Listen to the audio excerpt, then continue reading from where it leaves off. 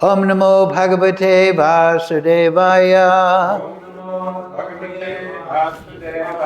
Om Namo Bhagavate Vasudevaya. Om Namo Bhagavate Vasudevaya.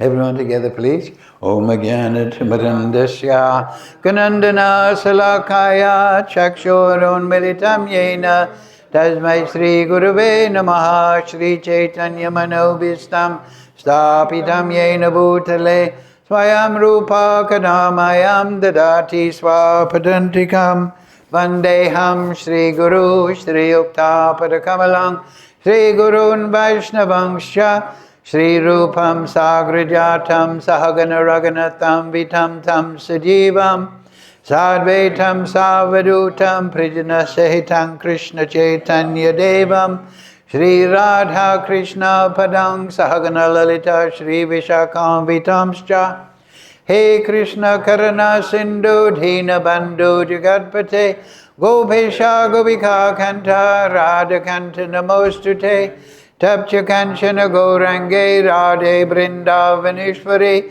Vrishabhana Sudadevi Pranamami Hari Priye Panchakalpa Tarubhyascha Kripa Sindhu Bevacha Patitanam Pavnebhyo Vaishnavebhyo Namo Namaha Shri Krishna Chaitanya Prabhu Nityananda Shri Advaita Gadadhara Shri Vasadi Gaura Bhakta Vrinda Hare Krishna, Krishna Krishna, Hare Hare, Hare Ram, Ram Ram, Hare Hare. So thank you all for coming to class. Today is 16th chapter, the divine and demoniac natures. So, today number 8, correct? 16th chapter. Okay. Please repeat. Asatyam, aprishtam te, jagat ahur, anishwaram, aparaspara, sambhutam, kim, anyat, karmahaitukam, asatyam apritishtam te, Jagat ahor anishwaram aparaspara sambhutam kim anyat karma hoitukam asatyam apristam te apristaste. Oh, sorry. Jagat ahor anishwaram apara Sambhutam Paraspam Kim Anyar Karma Haytukam. So, okay, word for word. Please repeat. Asatyam, unreal. Aprishtitam, without foundation. Te, they. Jagat, the cosmic manifestation. Ahur, say. Anishvaram, with no controller. Aparashpara, without cause. Sambhutam, arisen. Kim anyat, there is no other cause. Karma haitukam, it is due to lust only. So, translation Srila Prabhupada, they say this world is unreal, with no foundation, no God in control. They say it is produced of sex desire and has no cause other than lust. Please repeat. They say that this world is unreal, with no foundation, no God in control. They say it is produced of sex desire and has no cause other than lust. Purport Srila Prabhupada. The demoniac, or the demonic, it says, conclude that the world is phantasmagoria. There is no cause and effect, no controller, no purpose, everything is unreal. They say that this cosmic manifestation arises due to chance material actions and reactions. They do not think that the world was created by God for a certain purpose. They have their own theory, that the world has come about in its own way, and that there is no reason to believe that there is a God behind it. For them, there is no difference between matter and spirit, and they do not accept the Supreme Spirit. Everything is matter only, and the whole cosmos is supposed to be a mass of ignorance. According to them, everything is void, and whatever manifestation exists is due to our ignorance in perception. They take it for granted that all manifestation of diversity is a display of ignorance. Just as in a dream we may create so many things which actually have no existence, so when we are awake we shall see that everything is simply a dream. But factually, although the demons say that life is a dream, they are very expert in enjoying this dream. And so, instead of acquiring knowledge, they become more and more implicated in their dreamland. They conclude that as a child is simply the result of sexual intercourse between a man and a woman, this world is born without any soul. For them, it is only a combination of matter that has produced the living entities, and there is no question of the existence of the soul. As many living creatures come out from perspiration and from a dead body without any cause, the whole living world has come out of the material combinations of the cosmic manifestation. Therefore, material nature is the cause of this manifestation, and there is no other cause. They do not believe in the words of Krishna in Bhagavad Gita, Mayadakshena prakriti surite sacharacharam. Under my direction, the whole material world is moving. In other words, among the demons, there is no perfect knowledge of the creation of the world. Every one of them has some particular theory of his own. According to them, one interpretation of the scriptures is as good as another, for they do not believe in a standard understanding of scriptural injunctions. Makam karoti vachalam pangam laite girim yat kripa tamaham vande Sri Guru dinitarinam.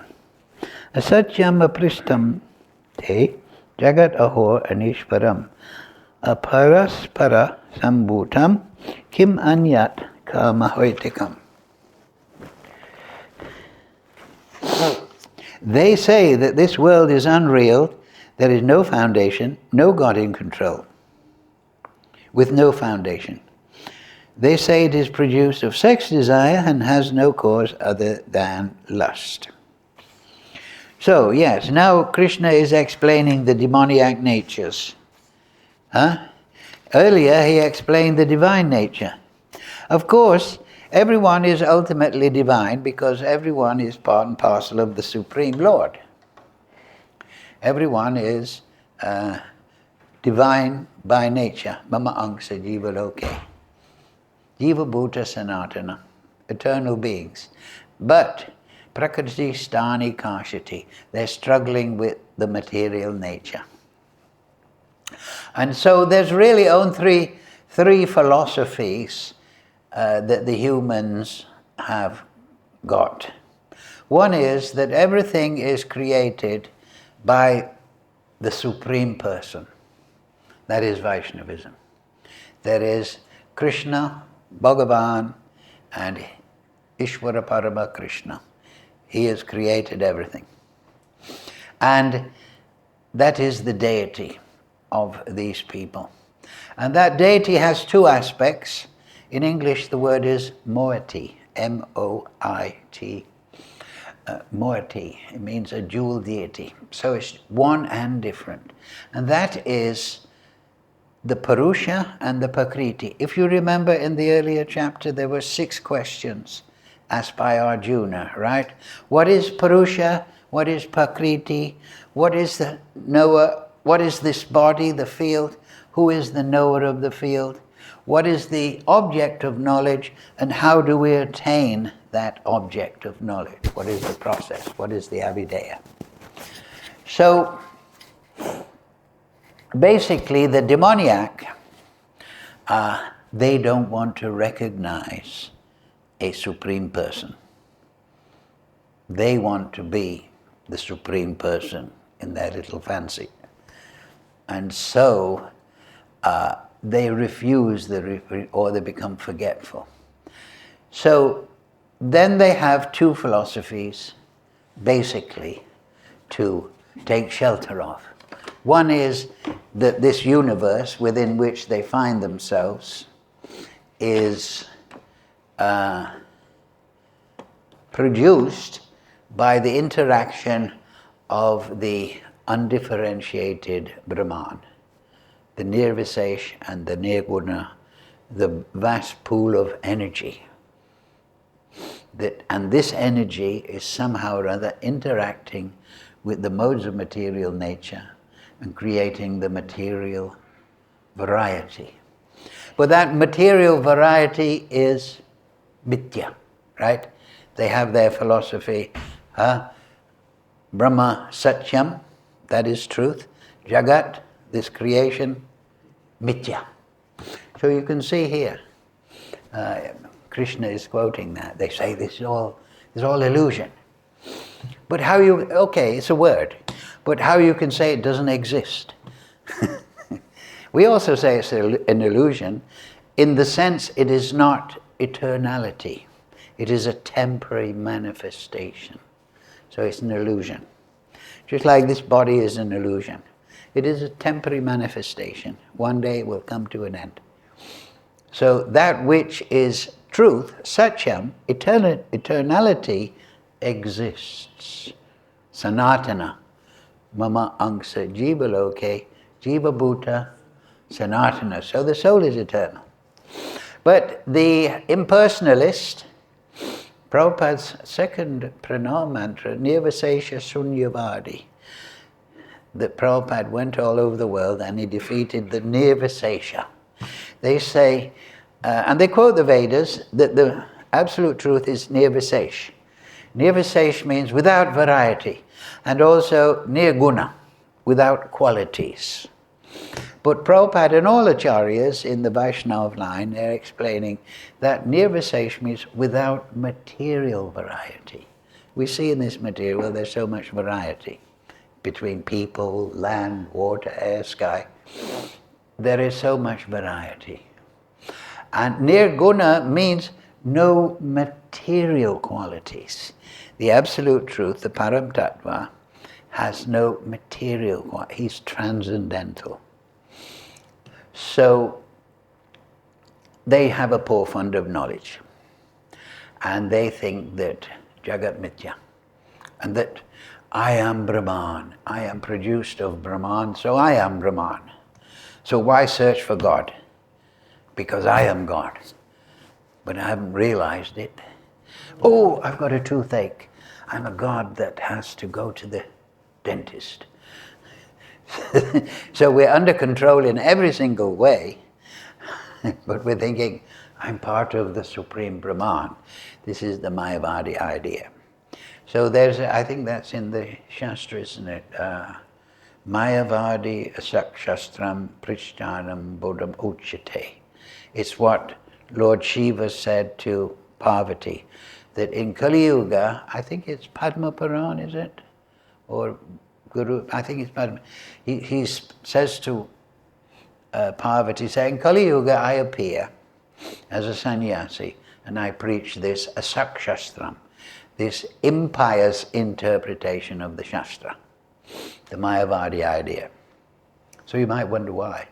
Well, actually that is to clear the field for Lord Chaitanya to come with Lord Nityananda and give the Krishna Prema Pradayate, And then the third philosophy, remember, Supreme Person, impersonalist, is a voidist, Sunyavadi.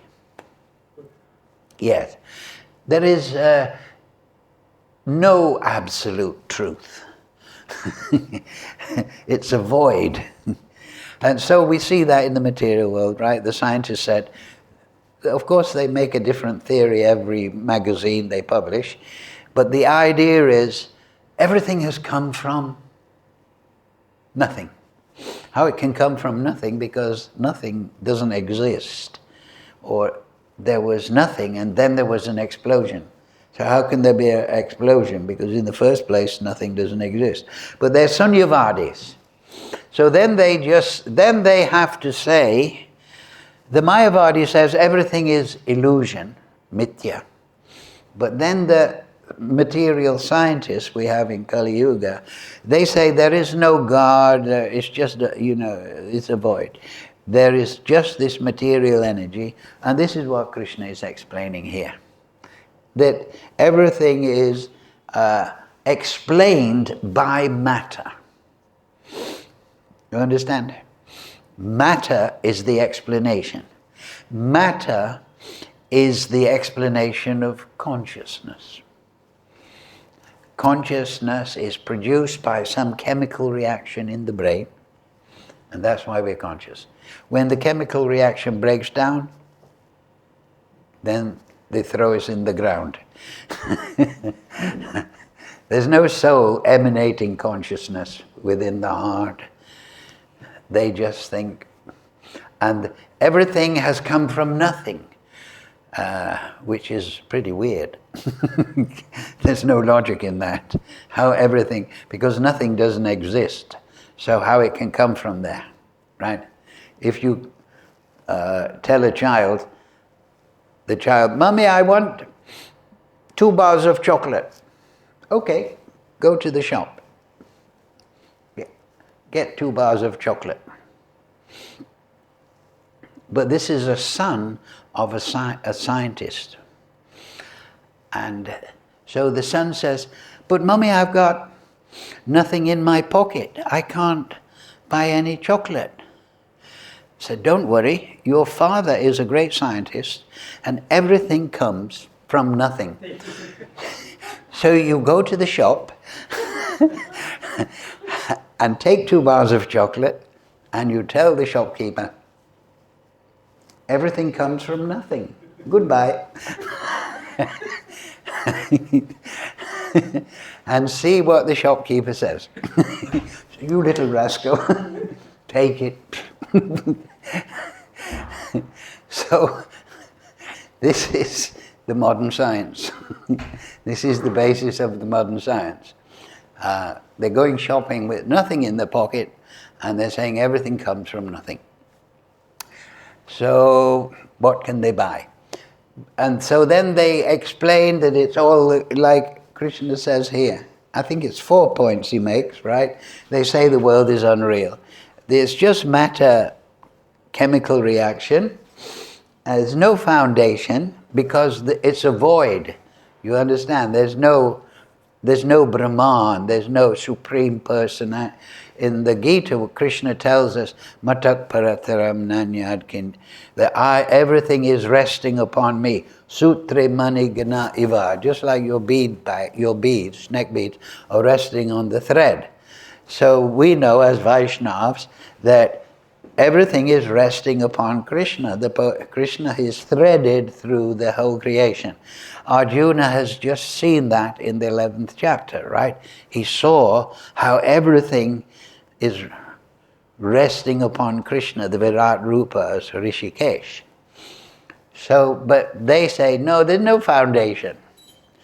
But then they're investigating matter and they're trying to explain it. They're trying to find force. And also Krishna says here something very interesting. No God in control. Of course, there's no God. They say it produced and has no cause other than lust. And also in the word for word, it says aparaspara, without cause. So, but they are investigating science, right? and they're trying to find the cause of the creation, right? They're trying to find the cause of the molecular structure, the DNA, why it is, but there is no supreme cause, there's no initial causal factor. So it's very contradictory. But they want to find a cause that they can define in terms of matter. But they will 100% fail, because the cause is Ishvara Parama Krishna Satchit Ananda Vigraha Anadir Adir. Anadir means he is the original source of all entities. Everything is rooted in Krishna.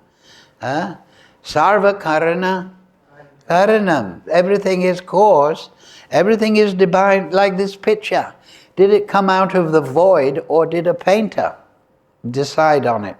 He decided. If Prabhu plays nice music on his traveling harmonium, does it come out of the void?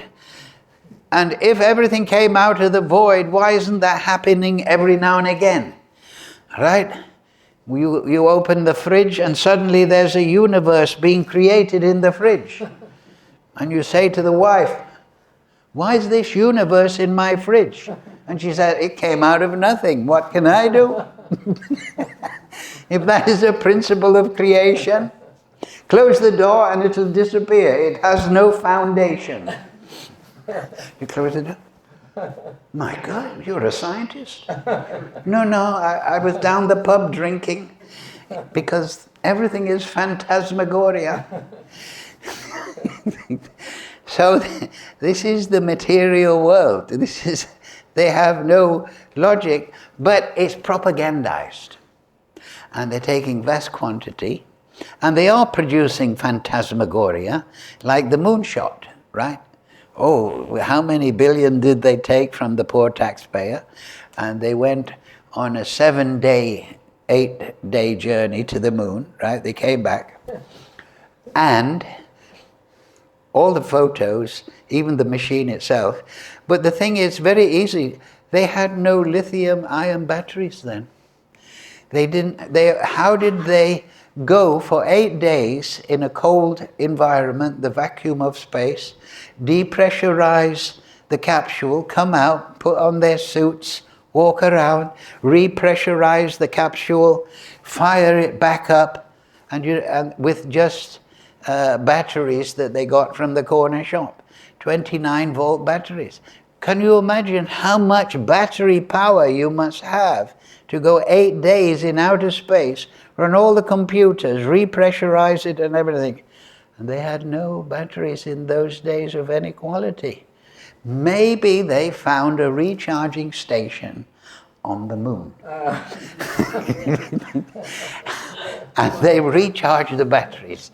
They had enough to go one way, and then they recharged on the moon, down in the crater where nobody could see them, putting on their coat and saying, get the camera right, hey, get my profile. It's all illusion, because they are casting illusions, you see. They are casting illusions, they're liars. So that's the two philosophies. So the demoniac, as Prabhupada said, they say everything is just haphazard, by chance. But Prabhupada says they're very expert in enjoying the material world, right? They're planning very much. So, but they only want to enjoy matter. There's no conception. But the yogi, his idea, the divine person, his idea is he wants to fix on Purusha. Like we said at the beginning of class, there is Prakriti and there's Purusha. There's Radharani is the Swarup Shakti, Prakriti, and there is Purusha, Ishvara Parama Krishna. So this is the thing you'll see all through the universe. You'll see Hare and Lakshmi. You'll see Shiva and Parvati. You will see Brahma and Saraswati. You will see a man and his wife. This theme is throughout the universe because it's Sarvakaran, it's a production of the original theme. And at the beginning of the Chaitanya Charitamrita, it explains that Radha and Krishna are one, but they've separated themselves eternally to enjoy the bliss of pastimes. So that is the reason for creation. It is simply for enjoyment, the bliss of pastimes. Krishna has created unlimited spirit souls. Why? To enjoy the bliss of pastimes with him. Just like a great musician doesn't want to play alone. He wants to play in front of an audience. He wants to give pleasure to his audience. He finds the audience inspiring. So Krishna is Atmaram. He's self-satisfied and all potencies are within him. But he's not static, he's ecstatic. He's fluid, he's Leela-mayi. He wants to enjoy pastimes. And so he has three categories of energy. He has the Chit Shakti, which composes the spiritual world. He has the Achit Shakti, which is the material energy, and he has the Jiva Shakti. And there's great variety in between those, and there's interplay between them all. And so Krishna has produced this variety, and he has given independent will to the Jiva Shakti. You can choose to go this side, you can stay with me, you can go into the material energy, you can do all this, and I will enjoy rescuing you from the material energy. You can have this, you can do this, you can be free, I will facilitate everything. I will even give you the intelligence to be Hiranyakashipu. I will give you the intelligence to be Ravana.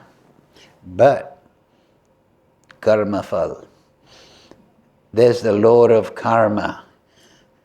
And so I'm telling you, you may say there's no cause and effect. You may be a scientist looking for a cause of the DNA. Did you know, I once read that in each cell in our body, there is a DNA molecule. And if it was taken out of the cell, it would stretch to the moon. Do you know that? I read it. The DNA molecule has so much, it has information for every single cell in our body. And the information is so vast that if you unraveled it, it would stretch to the moon.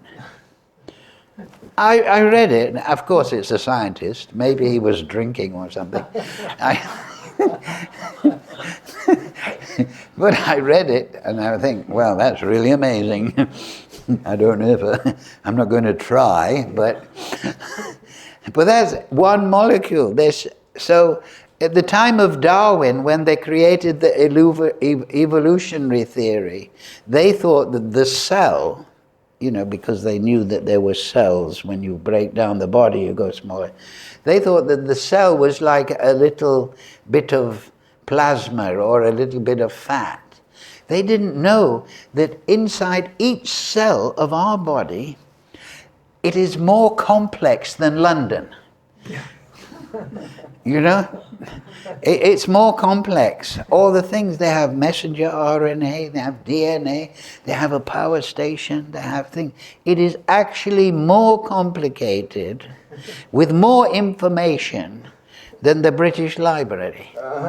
In the DNA molecule, the way it is all fastened and the sequences. And they discovered the DNA, and then they thought it's all junk. 90% is junk DNA. Only 10% or is that. But now they're saying, no, the other bit is also useful and this and that. So it is called aroha. It means the ascending process that they're employing on the material energy. And what it means is that they perform sensual inquiry through eyes, pratiksha. Yes, pratiksha. They use their senses to get some information from matter, and then anuman. They interpret that information. They get a cell or a DNA molecule and they examine it and they get some information and then they speculate about what that information means. And then they put it into a scientific document. But there's one thing you cannot say, and that it was made by a supreme, potent, transcendental personality, or else they'll throw you out of the university. Right? This is Kali Yuga, right? You can do anything, but don't say that looks like it's been designed. I'm reading a book and I'm thinking, there was a printer. Don't say there was a printer. You're a fool. Get out of my library. These books came by chance. The DNA molecule with all that information, designed by somebody. But Professor, I see you got designer shoes on. Oh, well, they came by chance through the post. So this is, and it's all propaganda. And if you want your degree, I remember when I went to college, actually, I was in the first year, and another fellow student in the second year told me, the first project was, we had to write on what is instinct. So I wrote something, 6,000 word essay, what instinct was. And it came back very good, but very unusual. Because what they want you to do is to look in the library and quote from this and that, but I just made it up. So I showed it to my friend and he said, look, don't try to be intelligent, you're at college. Find out what the tutor wants, what the professor wants, and give it to him. And then you'll pass with flying colors. Later on you can be intelligent, but when you're intelligent, I mean, if you're actually intelligent, just give the professor what he wants. And so I thought, okay. And he says, what you do is, because I mean, I shouldn't give too much away, but it was a college, it wasn't exams at the end, it was under continuous assessment. You had to write an essay every 3 weeks, 2 weeks, and it was assessed in your thing. So you used to have to go to the professor and say, what shall I study now? So my friend told me, don't ever do that.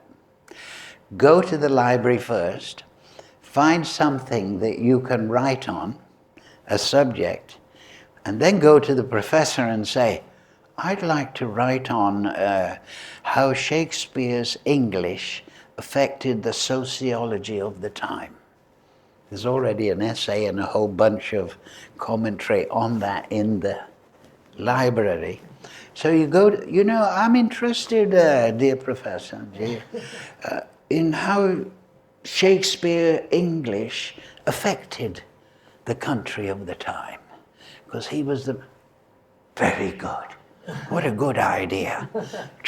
Do that. Come back in 2 weeks. So that's what I did for 3 years. I passed with flying colors. But all my friends were going to the professor. I don't know what to do. So the professor told them something, investigate sociology in northern Macedonia.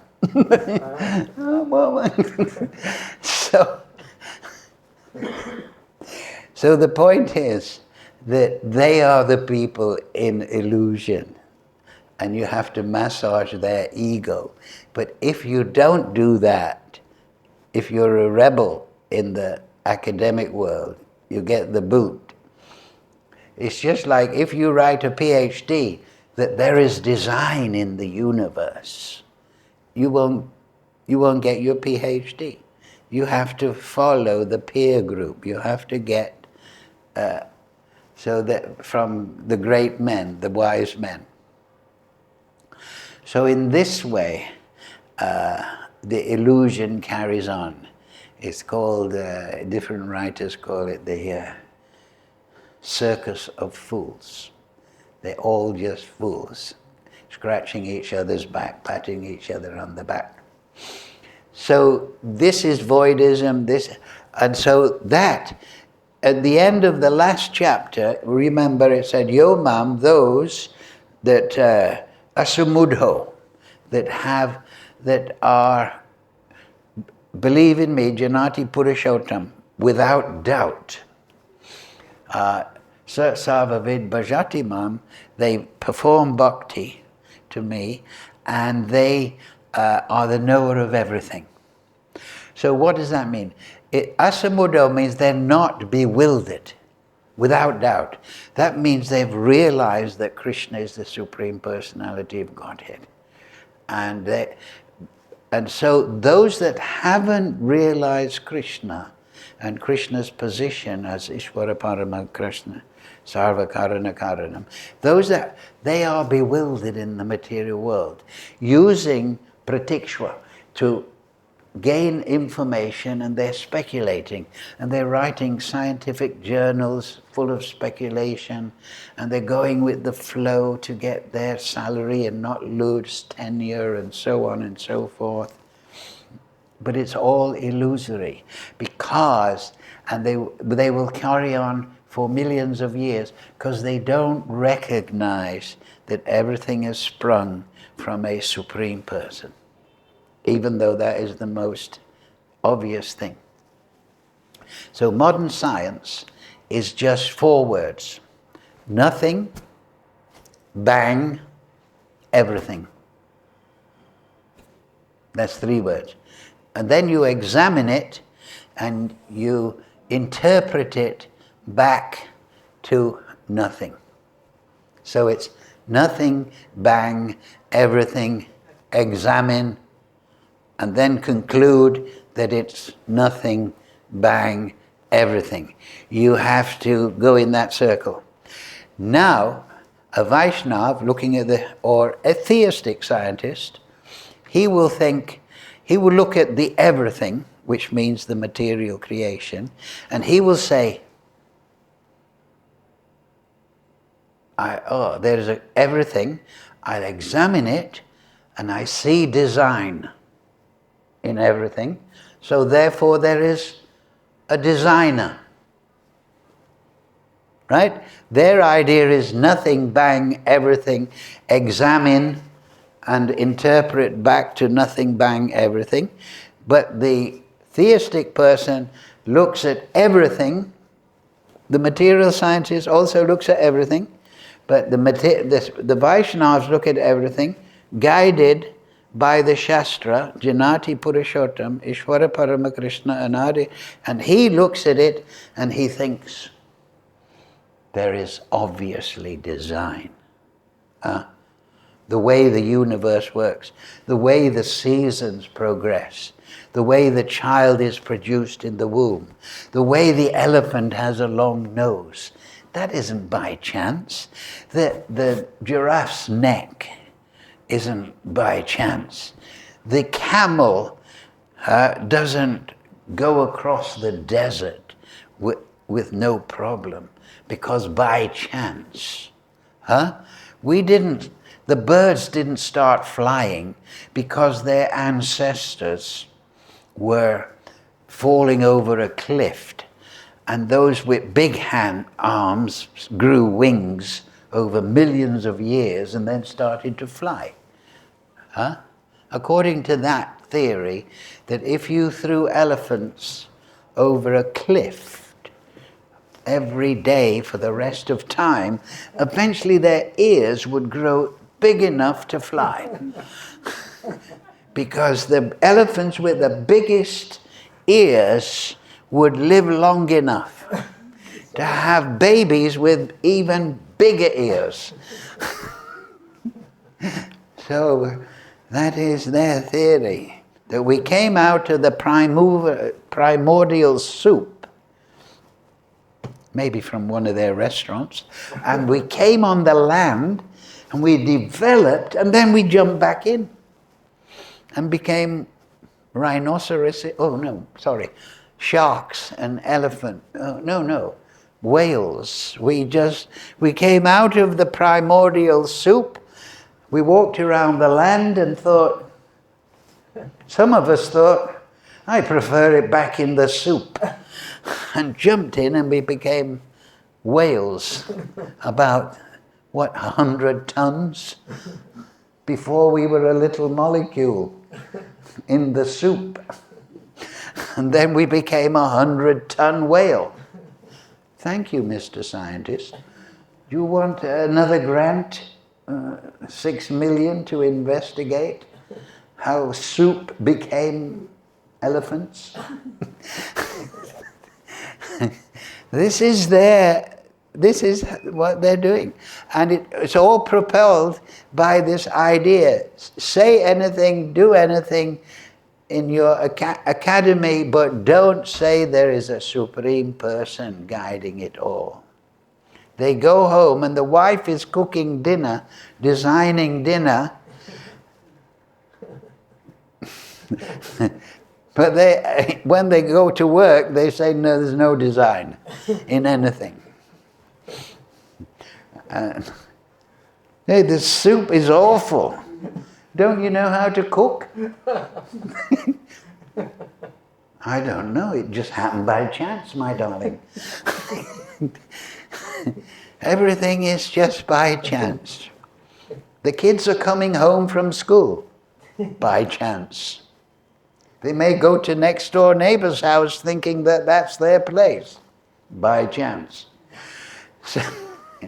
So this is bewildered. This is their philosophy. And so you see that in the atheistic world, that it's all everything is speculation. And all the philosophy is speculation. But it's all based on one principle, how to enjoy prakriti. Right? Like a few classes ago, communism is one idea of how to enjoy the material world. Capitalism is another idea. Globalism is another idea. Socialism, National Socialism. Every philosophy of the political world is based upon one thing. How to enjoy matter in a particular way. So this is the material world. But the yogi, he is practicing manmana bhavamad bhakto majadi. So he is performing karma yoga. He believes in a supreme person. That's what it means. Sasavavid bhajati mam. I have this, it's a good translation by Manu Swami, and he explains that the Sasavid bhajati means the devotee, the person who recognizes the Supreme Person, knows what Dharma is and what adharma shouldn't be. He knows that. Privrittim cha nivrittim cha. It's in the Shastra there 2 or 3 times. What should be done?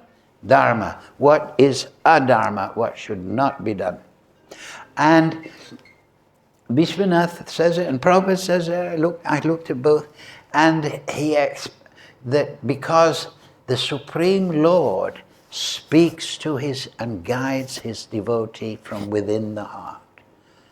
He guides his devotee. Dadami buddhi yogam tam. So karma yoga can be performed, that's stressing on my material occupations, but it should be performed with bhakti. It should, I'm doing my material duties as a man, as a woman, as a child, as a teacher, as a tom-tom driver. I'm doing it as an offering to Krishna, but I'm doing with priti purvakam. Okay, I'm a jnani, I've got a big brain, I like to study, but I should study in the mood of bhakti. Oh, look how how my Supreme Lord is, how He has created this world. Look how wonderful are His Leela. Look how wonderful are His devotees. So he should study with that devotional Priti Purvakam. And then the pure bhakta, he has overcome sinful activity, he's overcome aparad, he's getting nam ruchi, he's fixed, he's seeing everything is the Leela of Krishna, he gets nam ruchi, he gets saiva bhav, he becomes more and more attracted to Krishna in a particular relationship, he develops bhava and he develops prem. That is bhakti yoga, sanatan dham. So that is the difference. And we can choose that. We focus on Purusha and the pleasure of Purusha, or we focus on Prakriti and try to take pleasure from Prakriti. It's really that simple. There is Purusha and Prakriti. The three divisions of Prakriti, Chit, Achit, and Jiva Shakti. You can look at Prakriti, forget Purusha. Don't talk to me about Purusha. I want to enjoy matter. But the yogi, whether it's karma yogi, jnana yogi, bhakti yoga, he is put manmana, madbhakto, in a devotional way. I am going to fix my mind on Purusha. And then he becomes realized in sasasava vid bhajatimam. And what does Krishna say earlier in the Gita? What is that? Janma kama tame divyam evam yovadi tatvata takva deham panarjanma naitimam meti sarjana. That if you realize that Krishna and his Leela is transcendental, then you'll never take birth in you. That's your entrance. That is Purushottam Yoga. Learning about the Supreme Purusha. And then that is the qualification. And Krishna, oh yes, he's interested in me within, and that means it doesn't matter if you're old, young, male, female, whatever your situation, you just turn to Purusha and you pray. And now in Kali Yuga, how do you turn? Hare Krishna, Krishna Krishna, Hare Hare, Hare Ram, Ram Ram, Hare Hare. And you go, oh look, Krishna, I'm a fool. What is that verse? Janma, I have taken this human birth, but I never worshipped Radha and Krishna. I'm just a fool, Krishna. Krishna in the heart. Nityananda. Aha, Prabhu Nityananda, Premananda. Just give me some bliss by which... And so bliss becomes the guiding path back to full realization of Krishna. This is actually how kartum, susukam kartum avyam. Bhakti is susukam. It is performed happily. So when we are on the path, our sukham, our spiritual bliss increases. Bliss becomes our guide back to Godhead. That's how we know we're on the right path. So a devotee is on a path of increasing bliss. The materialist is on a path of increasing bewilderment. So and therefore, Lord Chaitanya said, look, philosophy is a little but much for them, but go on and do Harinam Sankirtan. So they hear the name. They're like Magrari Hunter.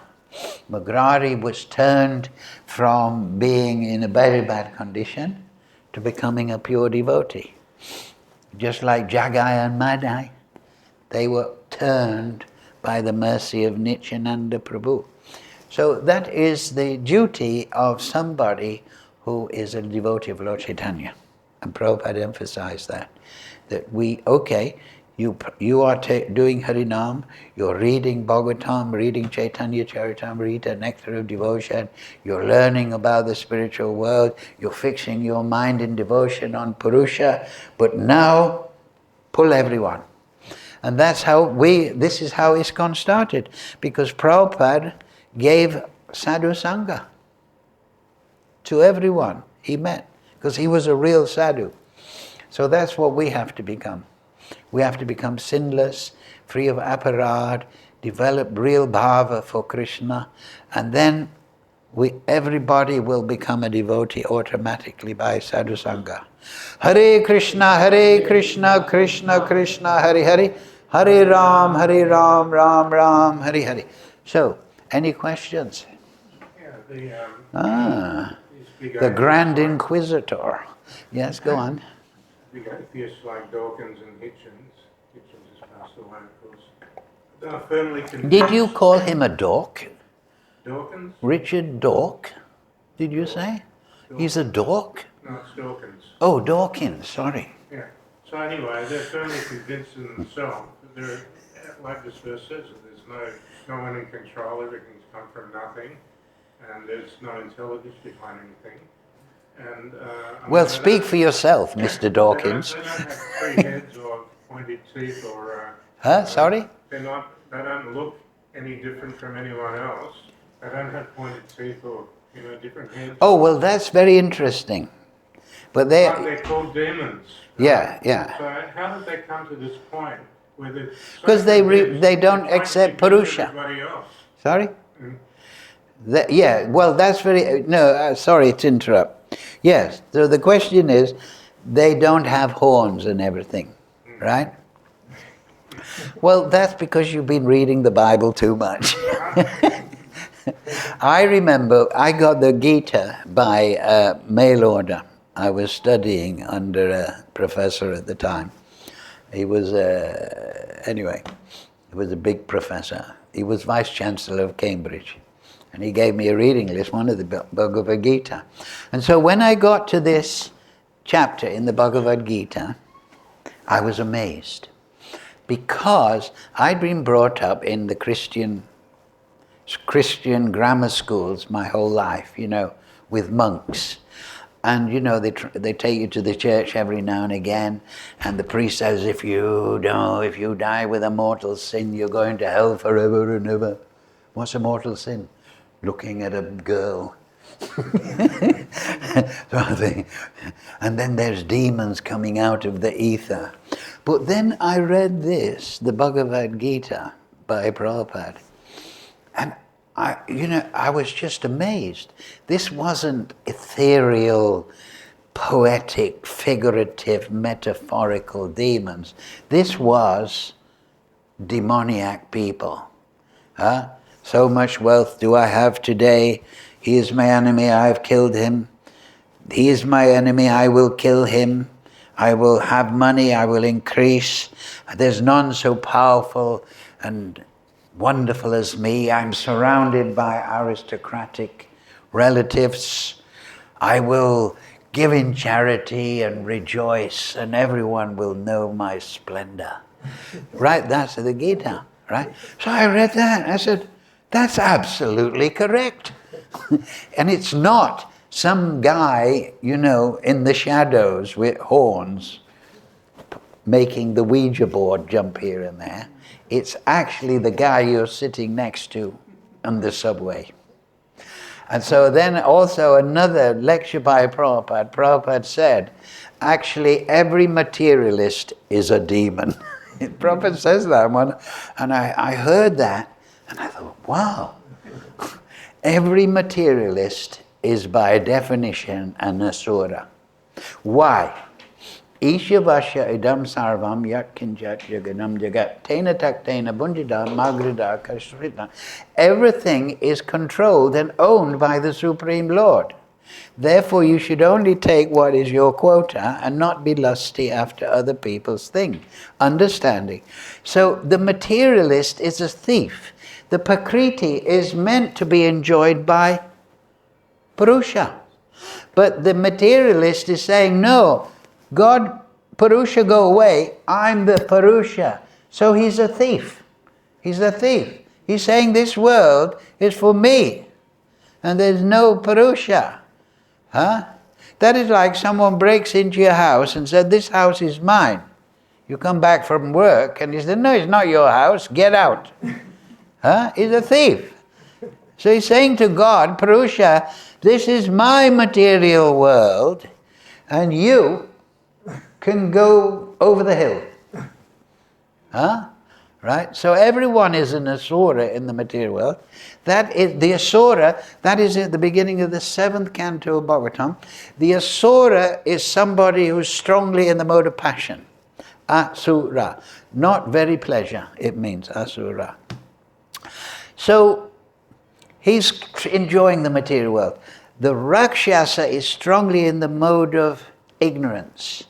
And he is an evil, twisted, sexually pervert, child exploiter, child molester, devoid of kindness, psychopathic in the material world. That is a Rakshasa. Rakshasa means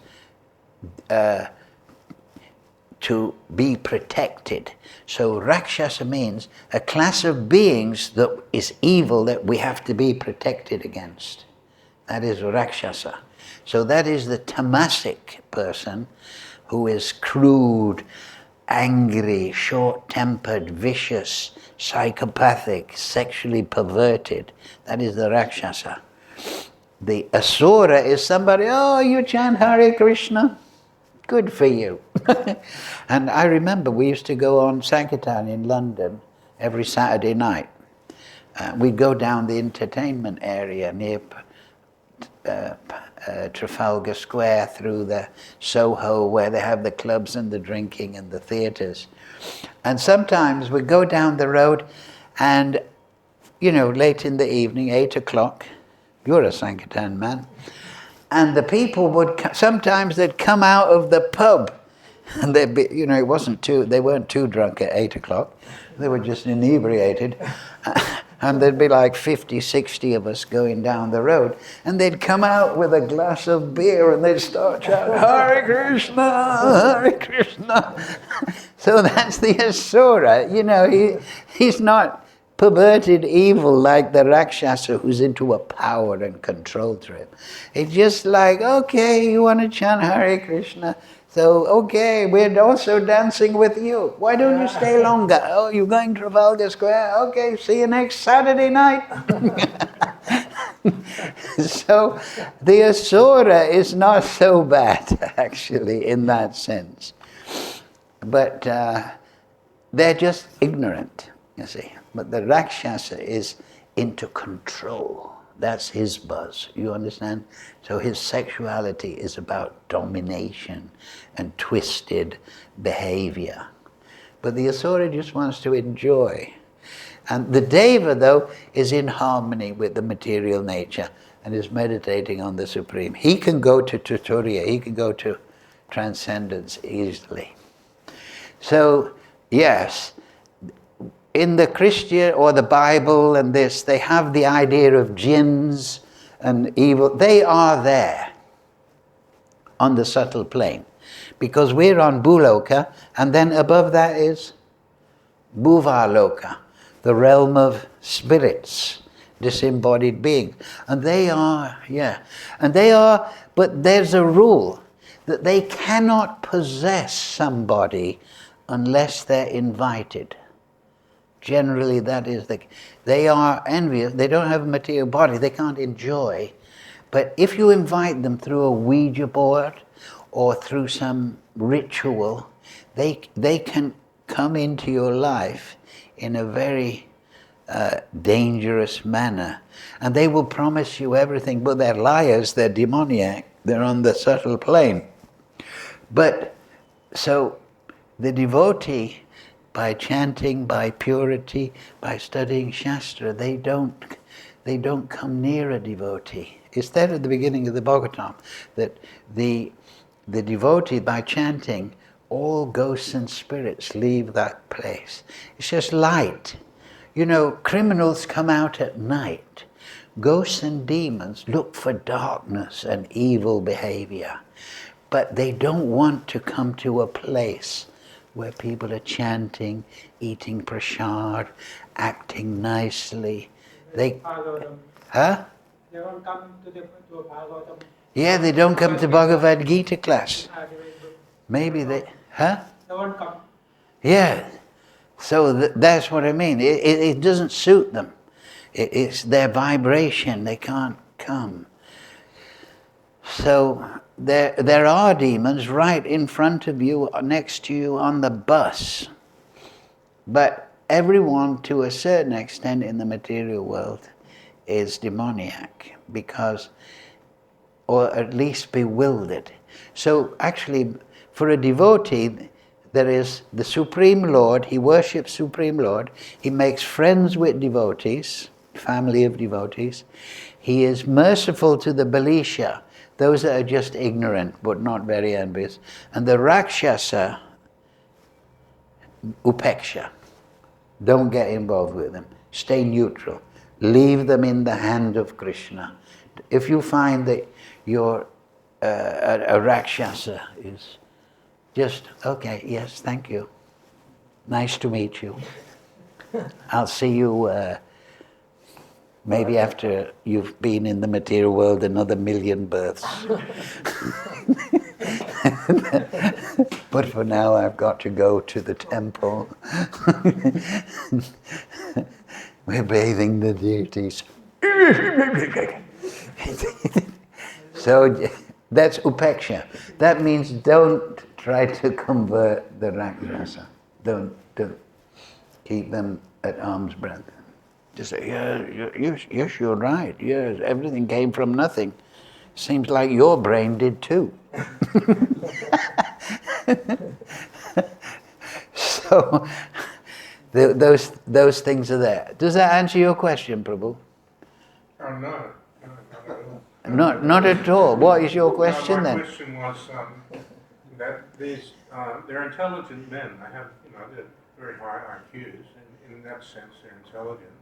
But they believe that everything, like this verse says, that everything has come from nothing. There's no intelligence behind everything. They're firmly convinced within themselves of this. So convinced that they're trying to convince others. They're preaching this all the time. Yeah. So how do they come to this point? Even though they're intelligent, then their intelligence is taken away by Maya, of course. But how do they come to this point where they're so Natevadu Shasakatim hi Vishnu. Like at the beginning of Bhagavatam, they do not know that the aim of life is Vishnu, Purusha. So they don't have intelligence. Donkeys may elect a big donkey. So amongst fools, they elect a big fool, right? So don't say, as you did, if you don't mind me saying, they have high IQ. No, they don't have any.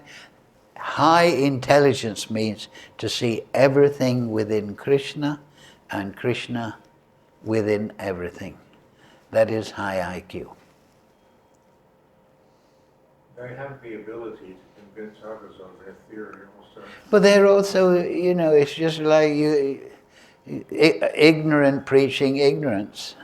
Everybody, particularly in Kali Yuga, what does it say in the Shastra? Manda samanda matayo manda bhagya hi upadruta. That in Kali Yuga everyone is disturbed, slow, lazy about spiritual life. Ill-advised. Yeah? Huh? Ill-advised. Ill-advised, mahabhagya. Getting to my point, why is Krishna giving them the ability to be able to convince others? Well, that's his mercy, that's his karma. Krishna's in the heart giving advice, but he doesn't stop your decision if you insist. Just like, thieves come out at night. They don't go thieving in the day. Well, maybe in America they do now. But what I mean to say is, they know they're doing wrong, but they insist on doing it because they're demoniac. You know that they'll be caught one day? Yeah. It's like, love. So why does Krishna give them intelligence? It's karmic. It's karmic. Yes.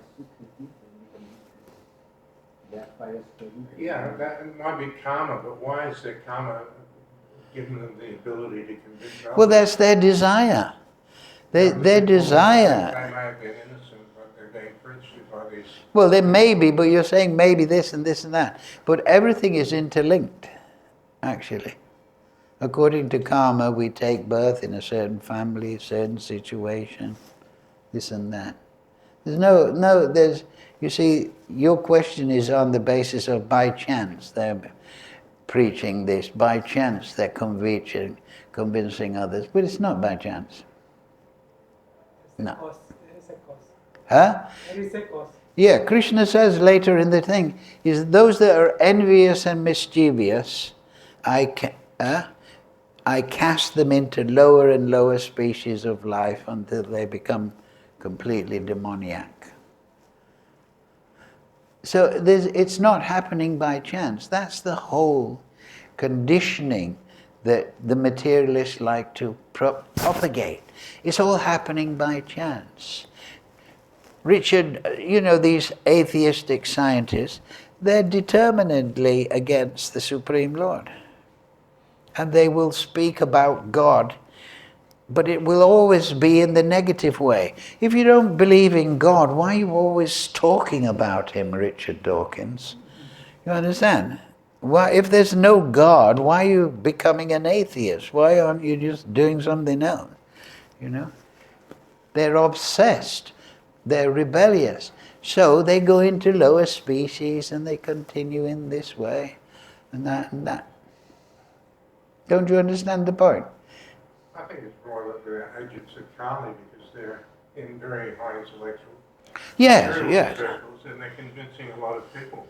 I mean, evolution basically is where this philosophy is situated, and convincing people of evolution. So many books and so many schools of thought are wrapped up in evolution now, becoming more and more popular that people don't No. I don't think so. I think evolution is kind of like dying. It's dying out, evolution. More and more people are rejecting evolution. I don't think so. It's becoming more and more popular. Nah. Anyway, that's an opinion. But what I'm saying is that these material philosophies, they come and go. Just like communism, of Stalinist communism is gone now. Nobody wants to follow Stalin or Lenin. So Darwin and his evolutionary theory will fade away. Everything else fades away. And they come up with a new entertainment of atheism. It's just the way it is. And actually they are full of doubt because they are wrong. But the point is, it's all done by desire. It's all done by desire. That was the whole, this is the floating on the lake of desire. Everything is moving on the lake of desire. People, demons, rakshasas, everything is moving according to desire in the material world. And it's all supervised by Paramatma.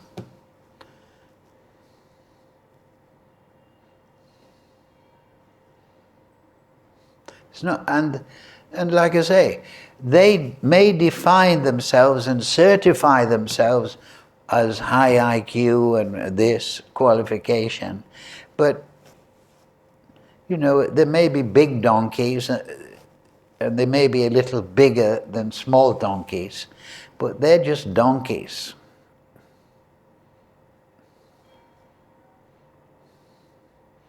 Don't you see the point? If you don't see, the reality is that Krishna is within everything. Everything is within Krishna, and Krishna. I don't understand the demonic mentality. It's a rebellion against the Supreme Lord. They're called outlaws. Just like in society, people that don't follow the rules of society, they are criminals. So the ultimate criminal, outlaw, is somebody who doesn't recognize Purusha. It's as simple as that. And that is a matter of choice and habituation to sinful sensuality. Pravrittim cha nivrittim cha. So just like a devotee over many lifetimes cultivates bhakti, but a demon over many lifetimes cultivates rebellion to Purusha. Hare Krishna, thank you very much, Prabhus. Hare Krishna, Krishna Krishna, Hare Hare, Hare Ram, Ram Ram, Hare Hare. Hare Krishna, Krishna Krishna, Hare Hare, Hare Rama.